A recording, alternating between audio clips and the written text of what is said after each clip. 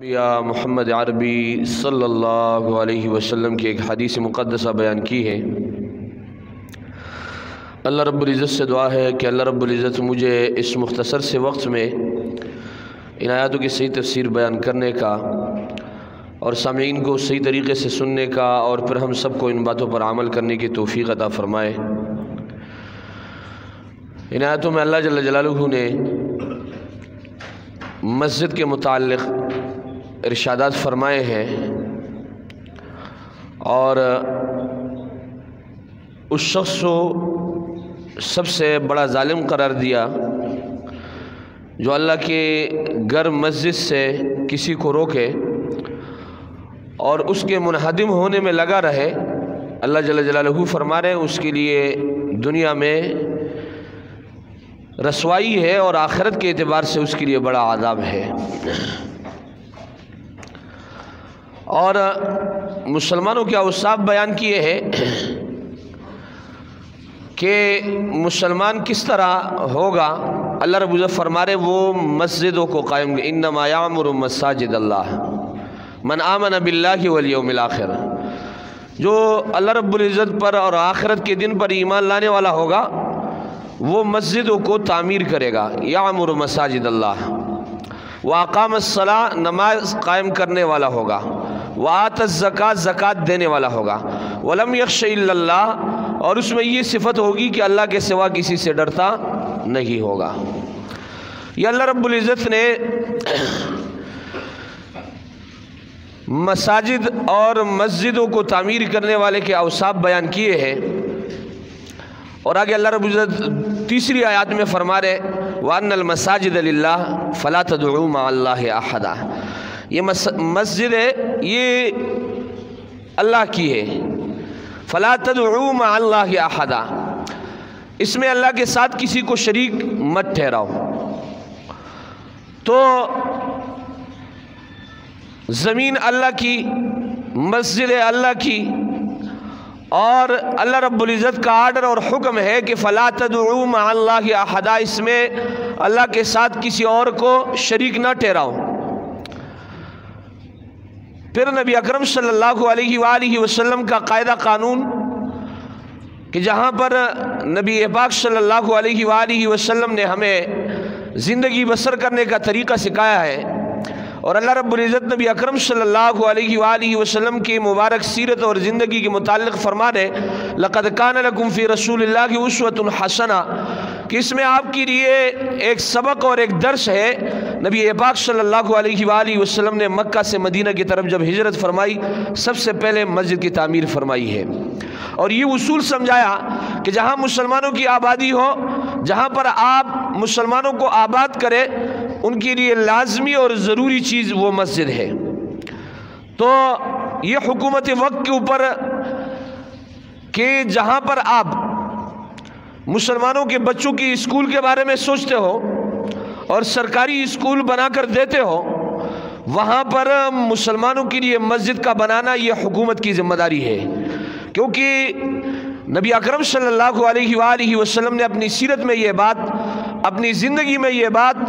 بتا دی کہ جب آپ مسلمانوں کو آباد کرو سب سے پہلے لازمی اور ضروری جز ان کی زندگی کا مسجد ہے۔ اور عجیب بات تو یہ ہے کہ اگر مسجد تعمیر ہو جائے اس کے بعد اس کا گرانا اور منہدم کرنا یہ انتہائی بڑا جرم اور گناہ ہے۔ اور یہ ساری کی ساری مساجد یہ بیت اللہ کے شاخے ہے، بیت اللہ کے شاخے ہے، اور جس طریقے سے بیت اللہ کو گرانے کے لیے ابرہہ نے کوشش کی تھی، اللہ رب العزت نے اس کو رسوا کر دیا تھا اور پرندوں کے ذریعے سے اسے اپنے موت اور جہنم واصل کیا۔ تو جو لوگ ان چیزوں کو منہدم کرنے کے در پہ ہے وہ اللہ کے عذاب کو دعوت دے رہے ہیں۔ اگر کوئی شخص ان کے ساتھ منسلک ہونے کا کوشش کرے گا تو میرے عزیز ساتھیو وہ شخص بھی اللہ کی دعوت کو عذاب دینے والا ہوگا۔ اور اس اللہ کے عذاب کو ٹالنے کے لیے ہم کم از کم اگر ہاتھ میں، کیونکہ حدیث میں آتا ہے کہ جب آپ کسی منکر کو دیکھو من رآ منکم منکرا فلیغیرہ بیدہ، آپ کے پاس حکومت ہو تو آپ اس کو ہاتھ کے ذریعے سے روکیں۔ فَإِن لَمْ يَسْتَطِعْ، اگر آپ کے پاس حکومت نہ ہو، فَبِلِسَانِهِ، زبان کے ذریعے سے اس کا رد کرے، اور اگر یہ طاقت اور قوت بھی نہ ہو فَبِقَلْبِهِ، آخری درجہ جو ہے وہ دل ہے، اور ذَلِكَ أَضْعَفُ الْإِيمَانِ، اور نبی اکرم صلی اللہ علیہ وآلہ وسلم فرما رہے اس سے آگے پھر ایمان نہیں ہے۔ ذَلِكَ أَضْعَفُ الْإِيمَانِ، یعنی دل سے برا ماننا یہ سب سے ایمان کا کم درجہ ہے۔ اس سے آگے اگر کوئی شخص دل سے بھی برا نہیں مانے گا تو وہ اپنی ایمان کا سوچے، اس کا ایمان نہیں ہے۔ نبی اکرم صلی اللہ علیہ وآلہ وسلم فرما رہے ذَلِكَ أَضْعَفُ الْإِيمَانِ۔ قرآن مجید میں آتا ہے ان الملوک اذا دخلوا قریۃ افسدوها وجعلوا اعزۃ اہلها اذلہ، کہ جب بادشاہ کسی قریے کسی بستے میں داخل ہوتے ہیں تو وہ اس بستی کو ویران کر دیتے ہیں اور اس بستی کے عزت دار لوگوں کو ذلت میں ڈال دیتے ہیں۔ تو جب سعودیہ کی حکومت آل سعود جب آئے اور ترکوں سے انہوں نے بادشاہت چھین لی تو مسئلہ یہ ہوا کہ یہ جو موجودہ حکمران ہیں ان کے والد نے یہ آرڈر جاری کیا کہ جتنی مینارات ہے سب کو گرا دیا جائے۔ اس میں سے گنبد خضرا کا مسئلہ بھی آیا اور اس کا بھی آرڈر جاری کیا کہ جناب گنبد خضرا کو بھی گرا دیا جائے۔ تو مسلمان ممالک سے بڑا رد عمل آیا، مجبوراً ان کو تمام عالم سے علماء کرام کو بلانا پڑا اور ایک عالمی کانفرنس رکھی،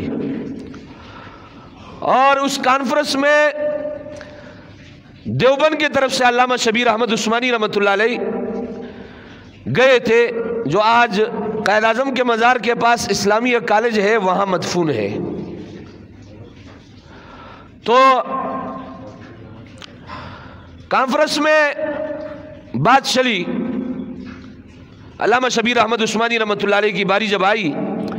تو انہوں نے نبی اکرم صلی اللہ علیہ وآلہ وسلم کی اس حدیث کو ذکر کیا کہ جب مکہ فتح ہوا تو نبی اکرم صلی اللہ علیہ وآلہ وسلم نے اپنے زوجہ مطہرہ عائشہ صدیقہ رضی اللہ تعالیٰ عنہ سے فرمایا کہ میرے دل میں خواہش ہے کہ میں حتیم کو خانہ کعبہ میں داخل کر دوں،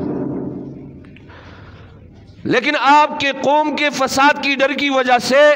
حتیم کو خانہ کعبہ میں داخل نہیں کر سکتا۔ یہ حدیث پیش کی اور اس کے بعد اس بادشاہ کو مخاطب کر کے کہا کہ جناب والا، کیا آپ نبی اکرم صلی اللہ علیہ وآلہ وسلم سے اپنے آپ کو بڑے سمجھتے ہو کہ جب انہوں نے قوم کے فساد کی ڈر کی وجہ سے حتیم کو خانہ کعبہ میں داخل نہیں کیا، آپ کیوں گنبد خضرا کو، جب پورے دنیا اس بات پر آپ سے احتجاج کر رہی ہے کہ آپ گنبد خضرا کو مت گراؤ، تو آپ کیوں اس کو گرا رہے ہو؟ تو بادشاہ نے پھر جو ہے عربی میں اپنے علماء سے کہا عجب لہذا العجمی، اس عجمی کی اس حدیث کا جواب دو دلیل سے کسی نے جواب نہیں دیا، اور اسی پر اس نے فیصلہ جاری کیا جب ایسی بات ہے تو پھر میں کبھی بھی گنبد خضرا کو نہیں گراؤں گا، اور انہوں نے اس بات کو چھوڑ دیا۔ آج مدینہ مسجد کے متعلق پوری قوم ایک طرف ہے اور ایک شخص دوسرے طرف ہے، سارے مسلمان اس بات پر احتجاج کر رہے ہیں اور اس بات پر یکجا ہے کہ مسجد بن گئی ہے، لہذا اس مسجد کو نہیں گرنا چاہیے، اس کو منہدم نہیں کرنا چاہیے۔ میں بھی ایک بات آپ کی وساطت سے ان تک پہنچانے کی کوشش کروں گا کہ جب آل سعود والوں نے اس حدیث کو مانا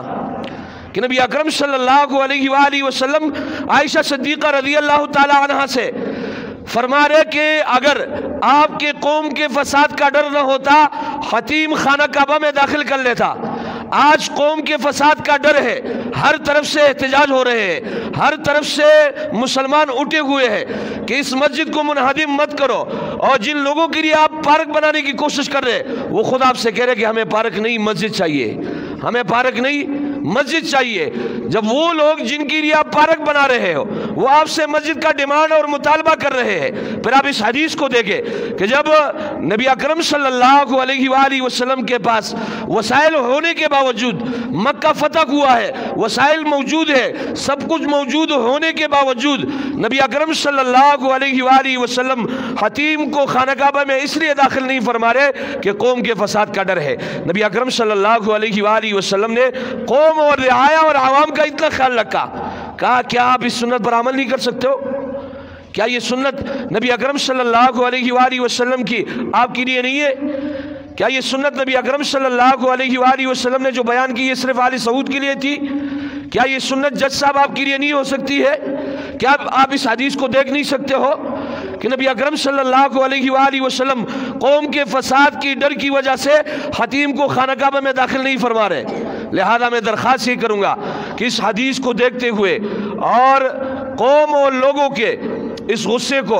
اور پھر اللہ رب العزت کے اس فرامین اور ارشادات کو جو قرآن مجید میں وعید اور وعائد آئے ہوئے ہیں، اس کو دیکھتے ہوئے آپ اپنے فیصلے کو واپس لے لیجئے، کیونکہ علماء کرام نے منگل کے دن ان کے سامنے استدعا رکھا تھا لیکن اس کو مسترد کیا گیا اور اگلی تاریخ جو ہے 13 تاریخ کی دے دی۔ میں درخواست کروں گا اور امید کروں گا انشاءاللہ العزیز کہ 13 تاریخ کو جج صاحب اپنا فیصلہ واپس لے لیں گے شاید، لیکن اس سلسلے میں علماء کرام نے ایک احتجاج کی کال دی ہے اور آج جو ہے مسلمانوں کو جمع کیا ہوا ہے مدینہ مسجد میں، اور مدینہ مسجد میں اس لیے جمع کیا ہوا ہے کہ مسلمان مساجد کے بنانے والے ہیں، مندروں کے بنانے والی نہیں ہے۔ ان کی ایک ویڈیو میں دیکھ رہا تھا کہ یہ مندر کی حفاظت کے لیے اپنا جو ہے حفاظت کا ذمہ دے رہے کہ ہم سپریم کورٹ آپ کے مندروں کی حفاظت کریں گے، یہ نہیں کہہ سکتے کہ مسجدوں کی حفاظت ہم کریں گے۔ مندر کی حفاظت کے لیے آپ ہے لیکن مسجد کی حفاظت کی ذمہ داری کا آپ کوئی نہیں اٹھا رہے۔ مسلمان اتنے لاوارث ہے، یہ ملک اس لیے حاصل کیا گیا تھا کہ اس میں مسجدیں محفوظ نہ ہو، اس میں اللہ کا گھر محفوظ نہ ہو، ہر اعتبار سے جتنی بھی کاغذات ہے، جتنی بھی چیزیں ہیں، وہ سارے کے سارے چیزیں اس مسجد والوں نے مکمل کی ہے، اور پھر اس کے باوجود بھی جج صاحب جو ہے اپنے فیصلے سے واپس نہیں جا رہے۔ لہذا اس سلسلے میں علماء کرام نے جمعے کی نماز کا، ابھی جمعے کی نماز چونکہ ہمارے ہاں 1 بجے ہے اور وہاں 2 بجے ہے، تو ہم انشاءاللہ وہاں جانے کی کوشش کریں گے۔ آپ حضرات سے درخواست ہے آپ اپنے کاموں کو آگے پیچھے کر کے ہمارے ساتھ جائے، کیونکہ یوسف علیہ السلام کے خریداروں میں ایک بوڑھی خاتون تھی، اور کسی نے پوچھا کہ کس لیے جا رہے؟ اس نے کہا یوسف علیہ السلام کو خریدنے جا رہی ہوں۔ تو